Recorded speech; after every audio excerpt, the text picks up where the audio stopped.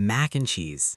Macaroni and cheese is the most consumed comfort food in the United States, and its origin is disputed between Thomas Jefferson and an enslaved cook named James Hemings, who traveled with Jefferson to France and learned French pasta techniques.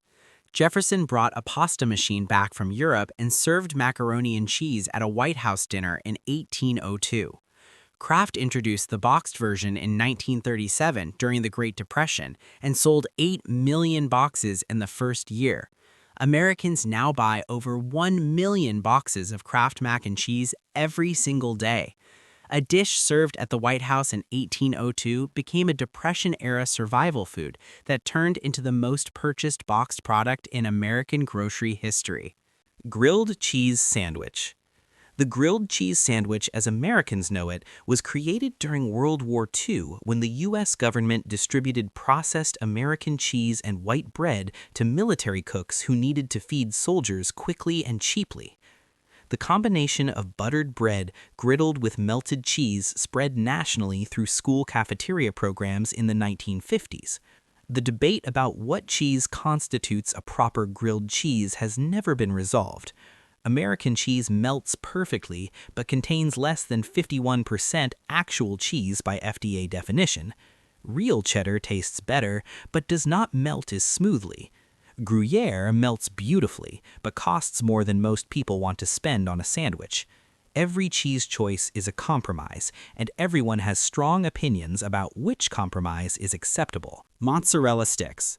Mozzarella sticks were invented in American restaurants in the 1970s as appetizers specifically designed to be ordered while waiting for the main course.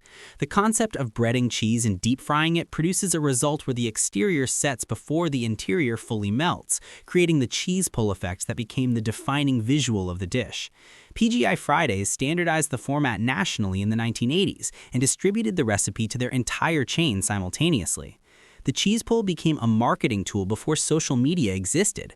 Advertisements showing mozzarella sticks being pulled apart were among the most effective food advertisements of the 1980s. A stretching cheese visual sold more appetizers than any flavor description could. Cheese fondue. Cheese fondue was declared the national dish of Switzerland in the 1930s by the Swiss Cheese Union as a deliberate marketing campaign to increase cheese consumption during economic hardship.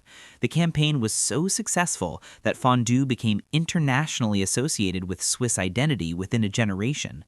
The Swiss Cheese Union later became involved in one of the largest financial scandals in Swiss food industry history when it was discovered they had spent millions promoting fondue internationally, including allegedly bribing Olympic officials to serve it at the 1988 Calgary Olympics.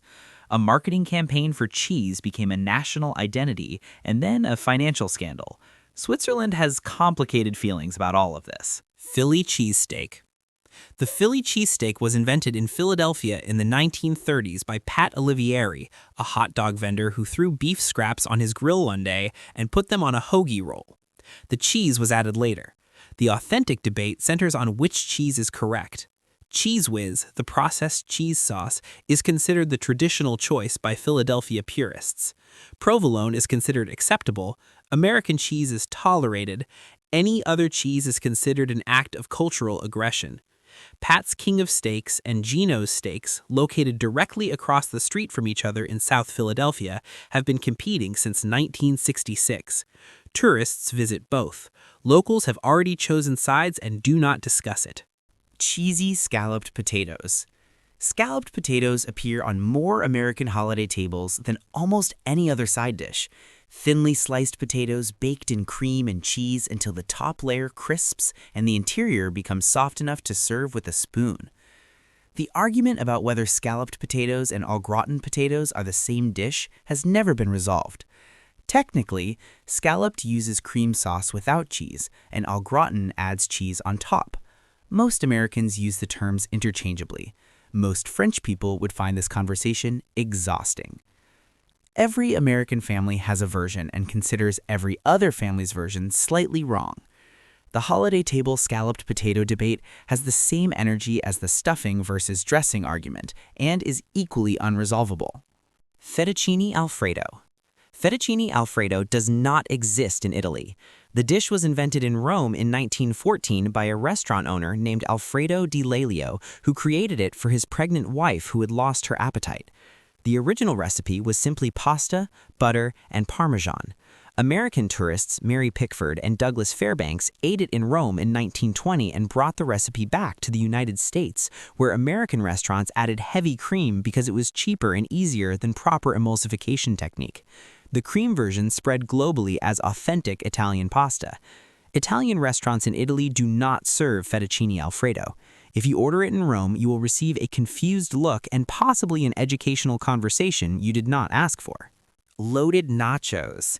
Nachos were invented in 1943 in Piedras Negras, Mexico, by a maitre d' named Ignacio Anaya, who created them for a group of American military wives who arrived at his restaurant after closing time, when the chef had gone home.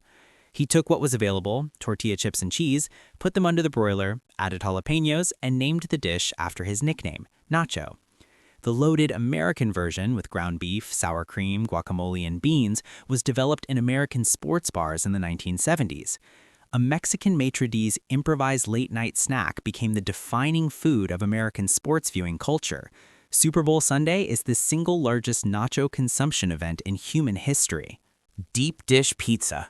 Chicago deep dish pizza was invented at Pizzeria Uno in Chicago in 1943 by Ike Sewell, who wanted to create a pizza substantial enough to constitute a full meal rather than a snack.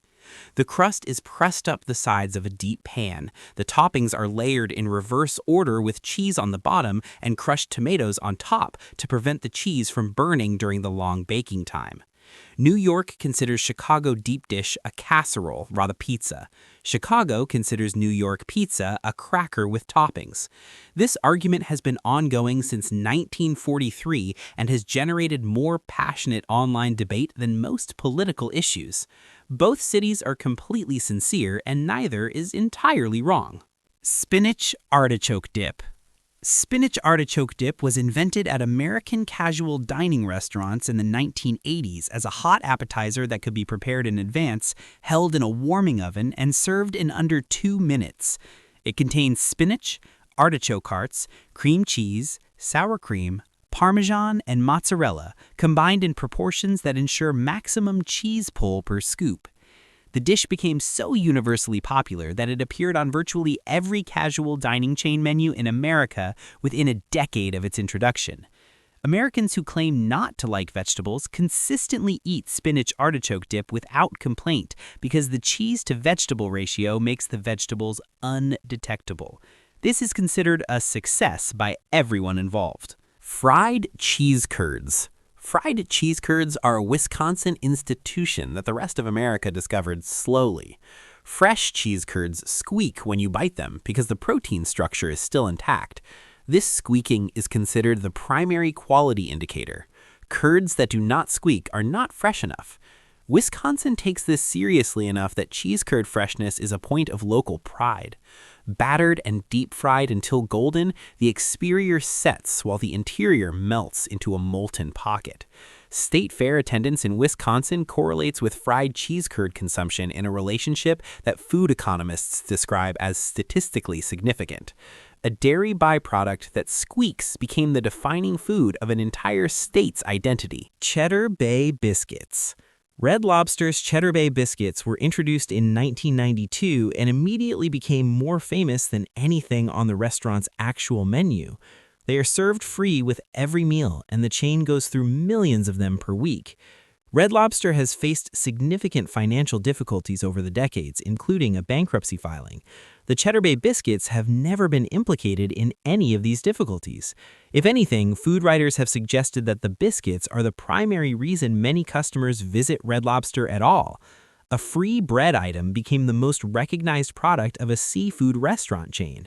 Red Lobster eventually released the biscuit mix for home baking. It became one of the best-selling baking mixes in American grocery stores. Cheesy Ranch Fries. Cheesy Ranch Fries combine two of the most popular flavors in American fast food, cheese sauce and ranch dressing, on top of French fries with bacon crumbled over everything. Ranch dressing is the most consumed condiment in the United States, outselling every other dressing by a margin that condiment industry analysts describe as not close. Cheese sauce on fries became standard at American sports bars and fast food chains in the 1980s. Combining them on a single plate of fries was inevitable given how dominant both flavors are in American food culture. Cheesy ranch fries are not a sophisticated dish. They are an accurate description of what a significant portion of America wants to eat while watching sports.